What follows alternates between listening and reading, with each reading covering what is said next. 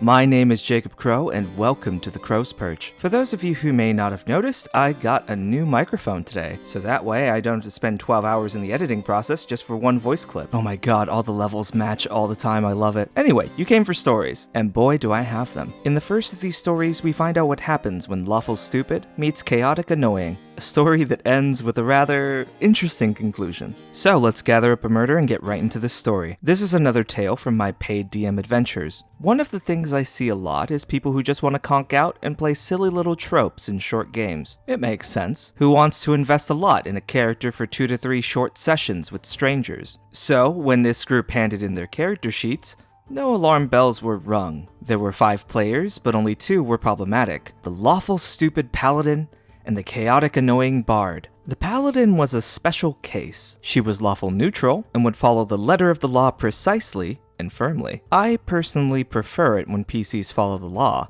It means I'm much less likely to have to rein in a torture scene, deal with the party stealing from each other, or other shenanigans. But this Paladin would only do something if the law of her god said she could. Every few seconds. Does my god let me open doors without knocking? Does my god prefer it if I eat bread with jam or peanut butter? She wouldn't wipe her ass if her god didn't specifically allow it. Very annoying in and out of game. When I told her that I would let her know what the god wasn't happy with, she got very annoyed and started accusing me and everyone at the table of cutting her RP short. At the same time, the bard was 10 different characters in one. True chaotic. None of his decisions were making any sense. When I asked to quit it, he handed me the classic, "It's what my character would do," and he said he had a mysterious backstory which justified everything.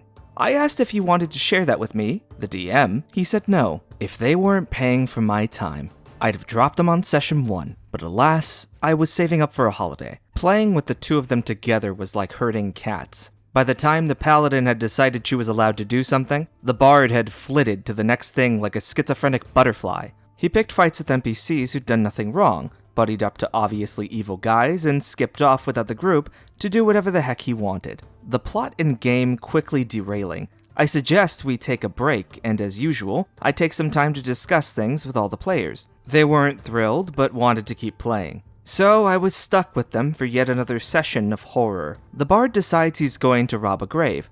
Long story short, they were ghost hunting, which is obviously not legal, so the paladin tries to stop them. And then she realizes that her god wouldn't like her hurting a friend, so she can't do anything to him. Unfortunately, she says it aloud, and I could practically hear the bard thinking. So, he hits her. The players had agreed PvP would be allowed, as long as it didn't get personal. He wasn't using any weapons, but she couldn't do anything back to him. I tried to intervene, but the paladin tells me, "No, I've got this," and then proceeds to roll a nat 1 to persuade him to stop it. I try to step in again, and one of the other players tells me to let this play out, and the paladin agrees because he won't seriously hurt me or anything. If you have ever seen that YouTube video of cooking a chicken by slapping it, it was like that. Slow, torturous, painful to watch. The wee bastard bard slapped all 44 of her hit points down to 0, 1 at a time. I didn't allow him to actually kill her, and luckily for me, the other players were in absolute hysterics. Paladin is freaking out, really annoyed. I point out she could have just stopped him, or,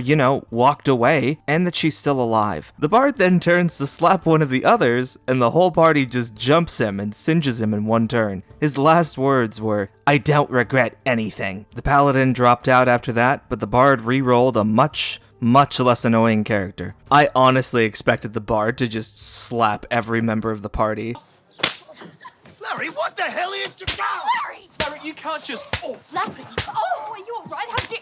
Larry! God, I love that video. Prehistoric 2016 memes aside, what disappoints me the most about this story is that the DM just kinda keeps the bard around even after everything he did. And what's he mean by much less annoying character? So he's still annoying. Or worse, he intentionally made an annoying character to get someone pissed off. Paying or not, why would you want to keep that player around? If I analyze this any further, I'm gonna get a headache. Let's get right to the next story. This next story is about a player in a Call of Cthulhu game who got mad when a display firearm turned out not to be loaded. It is a Call of Cthulhu game set in early 2000X. I love this era as it is modern enough without needing to be filled with too much internet and tech stuff. The investigators break into a suburban house, which they believe belongs to a cultist leader. They entered an office/reading room, where there was a shotgun displayed on the wall a desk, and a bookshelf. All of the PCs rush to the bookshelf and check the books.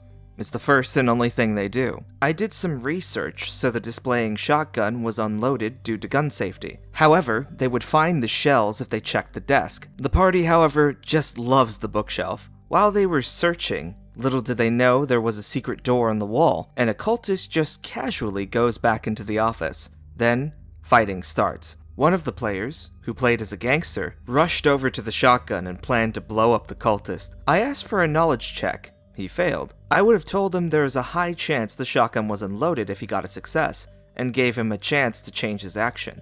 He does it anyway, taking the chance to point, click, and discover it was not loaded. The other players immediately begin to erupt into laughter, before proceeding to fight the cultists themselves. Later, they win the fight, and the story continues. After the game, however, the player was mad at me, believing I had intentionally decided the shotgun was unloaded at the last minute, just to embarrass his character. He begins to throw out video game design theory and drama theory, that this gun should have had a plot or game design purpose, so it should have been loaded. He just can't accept his character had such an embarrassing time. I tried to explain to him that TRPGs are not video games, and the world does not need to serve the players. Unlike a video game, what you need doesn't just lay around exactly when you need it. Also, it's not a movie by traditional means, so it's hard to plan everything just right. The shotgun is always there. It doesn't exist solely for you to blow up that cultist walking in. And I tell him that it's also normal to have an unloaded weapon for display in American culture. We are playing from Hong Kong, where guns are illegal and few people know about them. Also, it is their actions as players which led to them being surprised, which I told them wasn't necessarily a bad thing. They still won the fight after all, and they could have checked the room thoroughly first before diving into the books. I'm not sure how he thinks now, but I really hope he can accept my explanation. TTRPGs are not video games. I 100% agree with his statement that the world does not exist to serve the players. And that doesn't mean you don't have control over your own actions, of course you do. But it also means that the world is a living thing that doesn't need you to respond to it to have things happening in it. The power that you have as a player is your ability to change this. In this case being, they could have searched the room. They could have gathered information about this cult. They could have done so many things leading up to this point. A big difference between a film, a video game, and a TRPG is that your props only have as much relevance as your players are willing to give them. And there might be some props you dropped in like session 1 or 2 that your players bring up at session 43 that completely changes how you thought things were going to go down. And in my experience, usually what the players come up with by the end of it turns out to be a lot better than what I had planned. Anyway, on to the next story. This story is titled, The One Where I Turn an Adult Player into a Raging Child. A few years ago, a group of friends were running an ongoing 1st edition D&D campaign for fun, and it was ridiculous fun. We had a knight with an awesome line and flowery dialogue, a pygmy who always wore one of those huge tribal masks and spoke no common, a pirate who had never even been on a ship. You get the picture. Much alcohol was consumed during these sessions, and a couple of the players were barely able to roll dice by the end of a good session. They were not the problem. God, this sounds like all of my first tabletop RPG sessions. One of the characters was a cleric played by a fairly normal guy who was fairly quiet, but still was a good laugh until this one night. Our party got ambushed in a forest by giant spiders, and the cleric was the focus of the attack. It was RNG, but 2 of them attacked him. As a rogue, my best shot was to try and shoot the spiders with my crossbow to save the party's only healer. Natural 1. The DM, quite fairly, decided that I would have to roll to see if I hit the cleric instead, or if it was just a massive jam in the mechanism. It hit the cleric. He went ballistic, blamed me for attacking his character, went red in the face, got shouty, angry, ragey, and sat in a silent sulk, barely even bothering to play for the next hour or so as we finally took out the spiders. After that, he seemed to regain his composure, but there were many WTF glances exchanged between everyone else during the big sulk. Anyway, later that session, we came to a castle that we were supposed to get into. The plan was that I would use my skills to break in through a high-up window, and let the rest of the party in through a sally port. As I'm about to start climbing the wall, the cleric decides to cast Curse on me, making me clumsy. Everybody turned to him with a very open WTF, and he just grinned and said, "Serves you right for shooting me." I just raised my eyebrows. I didn't want to cause any more of a scene. but some of the others called him out on this weirdness, quite rightly saying that he'd basically crippled the party, just to score a point, as we'd ascertained that the only way into the castle was using a rogue. The rest of the characters were either not skilled enough, or just outright clumsy. He just kept grinning to himself all through all of this. It was so weird. I would never in a million years have guessed that this guy could act like such a sulky child.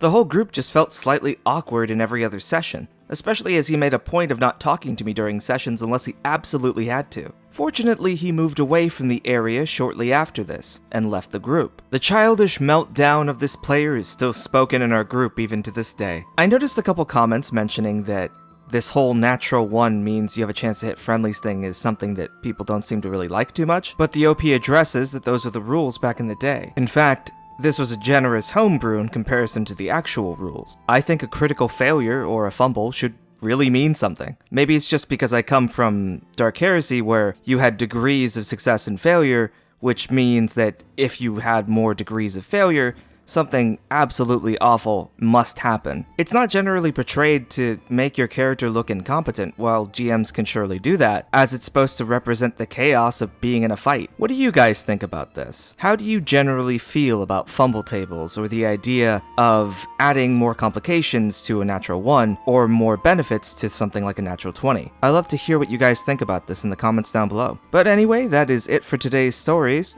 And if you guys liked this video and would like to see more of them, be sure to subscribe to the channel, as the Crowe's Perch dives weekly on Mondays into the latest cringe on RPG horror stories. I'll see you guys next time, as the crow flies.